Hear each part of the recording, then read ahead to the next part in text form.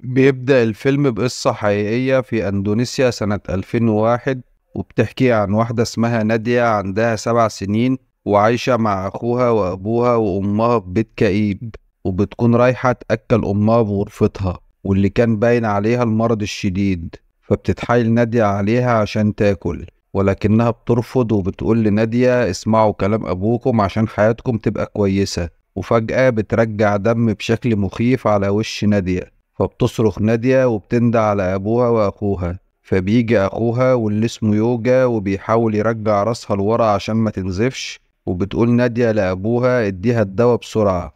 ولكنه بيسيبهم وبيطلع بره الأوضة، وبتكون الأرض غرقانة دم من أمهم اللي بترجع. وبيروح يطلع مفتاح من جيبه عشان يدخل غرفته السرية، ولكن يوجا بيجري وراه وبيقول له: انت رايح فين وسايب أمي تعبانة؟ فبيقول له أبوه واللي اسمه سويا: ملكش دعوة، وروح اقعد جنبها. وبالليل بتكون نادية قاعدة مع يوجا وبيسمعوا أمهم بتنده عليهم، فبيروحوا لها وبيفرحوا جدا لما بيلاقوها بقت كويسة وصحتها اتحسنت. فبيقعدوا ياكلوا مع بعض، وبتيجي الساعة 12 وبيحتفلوا بليلة راس السنة الجديدة لسنة 2002 وهم سامعين صوت الألعاب النارية في الشارع.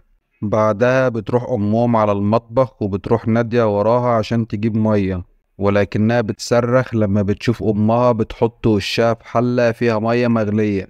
فبيحاول سويا ينقذها، ولكن وشها كان اتحرق تماما وبتموت محروقة. بعدها ب3 شهور بيروح سويا على المحل بتاعه، فبيستغرب لما بيلاقي المحل زحمة وعليه زباين كتير. ولما بيسأل العامل بيقوله إن الناس سابت المحلات التانية وبقوا بيشتروا من عندهم مع إنهم لسه فاتحين من 3 شهور. وقتها بيكون العمال شغالين في البيت عشان يجددوه. وبتروح نادية لأخوها يوجا، فبتلاقيه قاعد حزين بسبب موت أمه. وبيقول لها إنه مستغرب من أبوه وإنه ليه مرضاش يمسح دم أمه من على الأرض، وراح يغير بلاط البيت كله. وإنه بيعمل حاجات غريبة، وإنه ما بيحبش حد يسأله عن تصرفاته. وبالليل وهم قاعدين بيتعشوا بيقول يوجا لأبوه إنه ساب أمه تموت لأنه سايب البيت مش نضيف لوقت طويل، وإنه كان بيمنعهم من تنظيفه.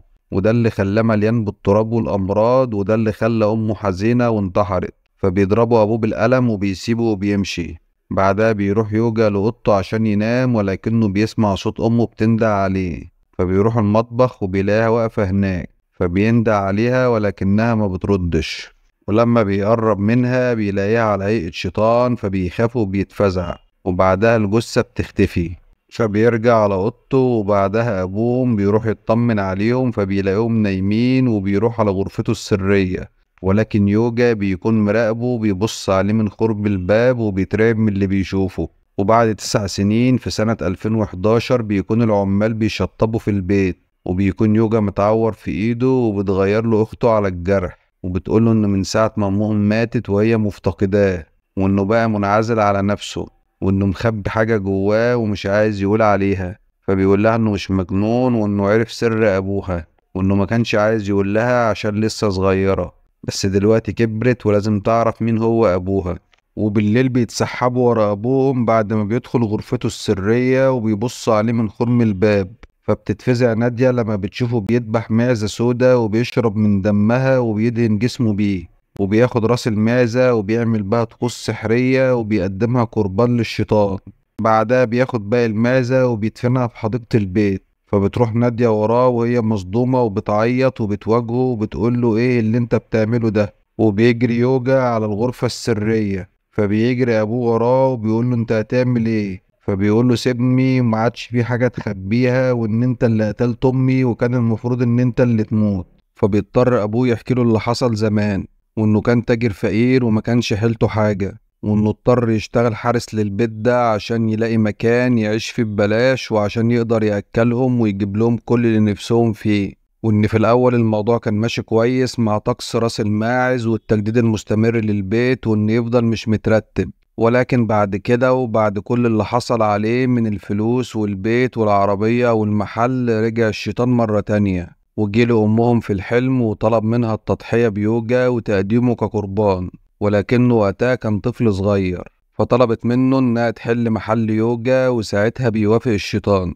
ولكن سويا رفض وطلب إن هو اللي يحل محل يوجا. ولكن أمهم قالت له خلاص إن الاتفاق تم وانتهى. ومن ساعتها وهي بقت مريضة وهو ما قدرش يحميها. فبيزعق يوجا مع أبوه وبيقوله إنه مش هيسمح إن الموضوع ده يستمر، وبيروح يكسر راس المعزة وبيحاول أبوه يمنعه. وأخته عمالة تعيط وتصرخ وتقول لهم كفاية كده. وفجأة النور بيقطع عليهم، فبيخاف أبوهم وبيفضل يعتذر للشيطان ويتأسف له وبيطلب منه يسامح ابنه. ولكن فجأة بيلاقوا يوجا بيصرخ جامد وهم مش عارفين هو بيصرخ ليه. بعدها بتكون نادية رايحة المدرسة، فبيجي لها تليفون من العمال في المحل بتاع أبوها وبيسألوها عليه لأنه مجاش من الصبح ومش عارفين يوصلوا له. فبتقول لهم إنها ما تعرفش هو فين بس هتحاول توصل له. في نفس الوقت بتكون الكهرباء قطعة في البيت وبيكونوا عمال الكهرباء بيحاولوا يصلحوها لكنهم مش عارفين العطل فين، وبيكونوا فكوا الكابلات ولوحة الكهرباء ولكن كل حاجة سليمة. وبالليل بتتصل نادية بأخوها وبتقوله إن الكهرباء لسه قطعة وإنها قاعدة في الضلمة لوحدها وإن أبوها لسه مجاش. فبيفصل تليفونها وهي بتكلمه،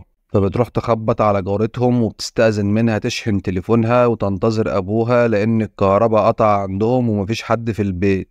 فبترحب بيها وبتقول لها تتفضل وبتعزم عليها تتعشى معاهم، وبتقول لها إنهم طبخين المعزة اللي أبوها اداها لهم، وبتقول لها إن العيال من ساعة ما كانوا من اللحمة دي وهم بقوا كويسين وصحتهم كويسة. فبتتوتر نادية وبتفتكر الطقوس السحرية اللي كان أبوها بيعملها، وبتفهم إن دي من أوامر الشيطان. وقتها بيرجع يوجا على البيت وبيلاقي النور قاطع، فبيشغل كشاف التليفون وبيسمع صوت نادية وهي بتصرخ في الحمام وبتقول له الحقني. فبيجري عليها ولما بيقرب منها بيلاقيها شيطانة، فبيحاول يهرب ولكنها بتشده بإيديها. فبيترعب يوجا وبيفضل يصرخ، ولكن نادية بتيجي بعد ما سمعت صوته بيصرخ وبتحاول تهديه.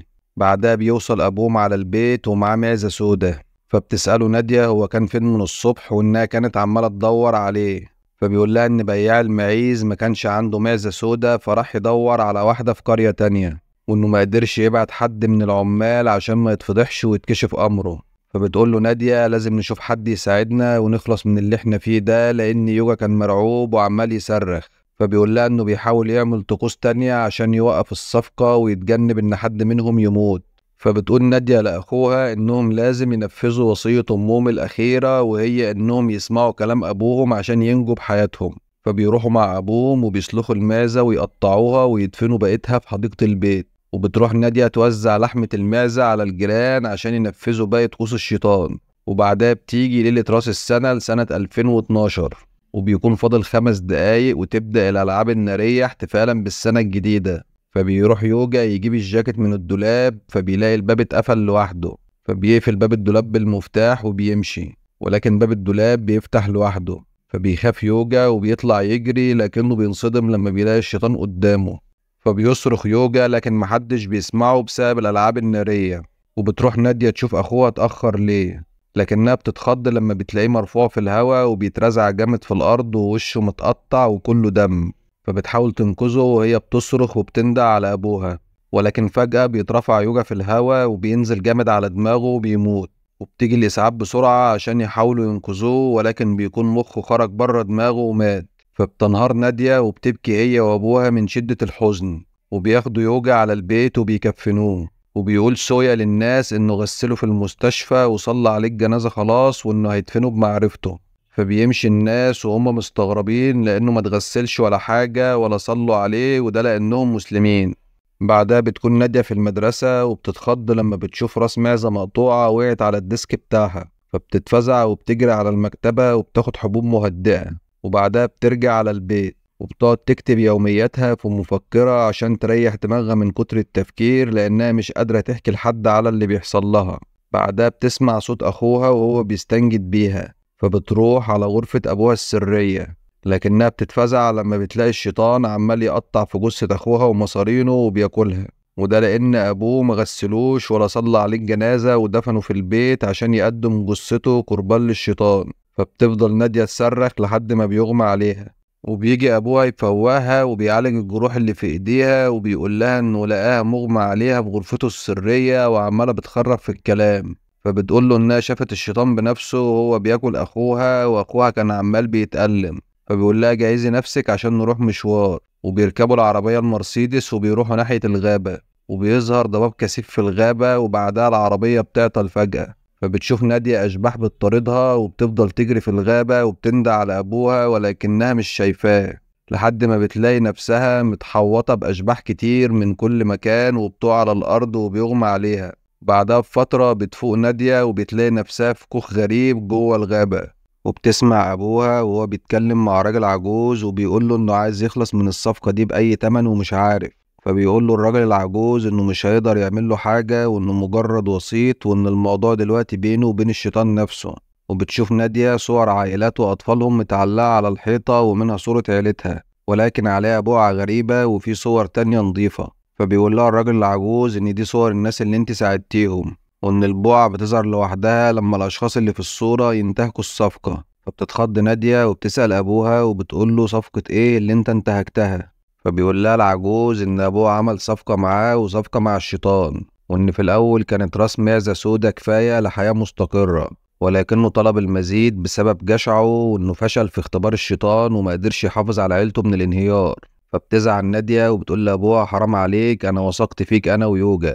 فبيحلف لها أبوها إنه ما كانش يعرف إن الشيطان هيطلب تضحية بشرية وإنه هيلاقي حل وإن الشيطان مش هيقدر يزعجهم مرة تانية. فبيرجعوا على البيت وبيكسر أبوها الحاجة اللي في الغرفة السرية وبيبيع العربية والمحل وبيتبرع بفلوسهم للجمعيات الخيرية.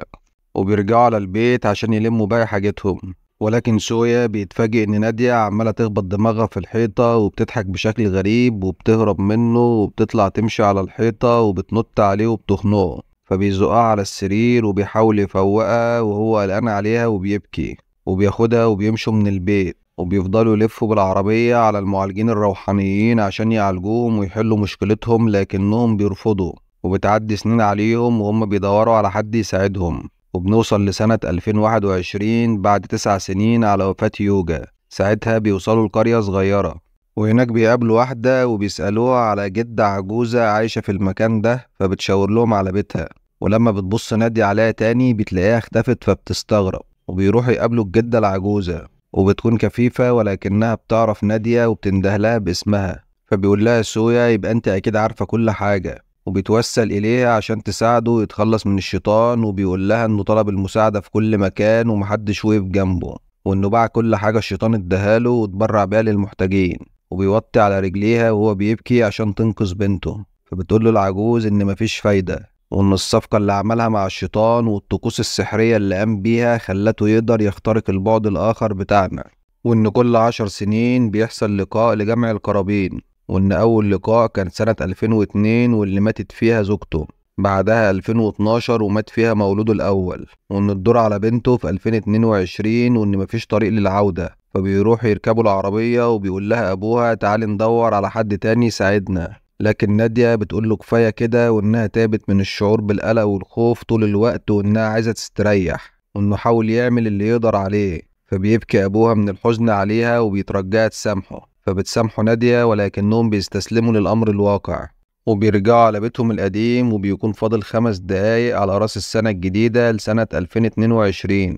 وبتقول نادية لأبوها إنها مش عايزاه يكون هنا ويشوف اللي هيحصل، وإنها عايزة تبقى لوحدها وإن ده طلبها الأخير. فبيقول لها إنه كان نفسه يكون جنبها وبيبكي عليها وبيطلب منها إنها تسامحه وبيمشي. وبتكون نادية خايفة ومرعوبة وبتحاول تتماسك، وبيظهر الشيطان وبيخليها تقطع جلد ايديها ووشها وهي بتصرخ من الألم وبتذبح نفسها بالسكينة. في نفس الوقت بيكون سويا عمال بيبكي وبيخبط دماغه في الحيطة من شدة الندم. بعدها بفترة بيكون سويا لوحده في البيت وبيتفرج على صورته مع زوجته وأولاده، وبيكون سمع صوتهم وهم بيتكلموا، ولكنه كان اتجنن وبيفضل يضحك ويبكي في نفس الوقت. وبيشوف خيال معدي فبيروح على غرفته السرية وبيشوف مراته وعياله بيندهوله وبتكون راسهم بقت راس معيز. فبيدخل وراهم على الغرفة السرية، وبيكون ده جزاء الساحر وكل من يستعين بالشياطين. وبيخلص الفيلم على كده. ولو عجبك الفيلم ما تنساش تعمل لايك وشير واشتراك لقناة كبسولة أفلام عشان يوصلك كل ما هو جديد وحصري في عالم الأفلام. وما تنساش تقول لنا رأيك في الكومنتات. أشوفكم الملخص الجاي. سلام.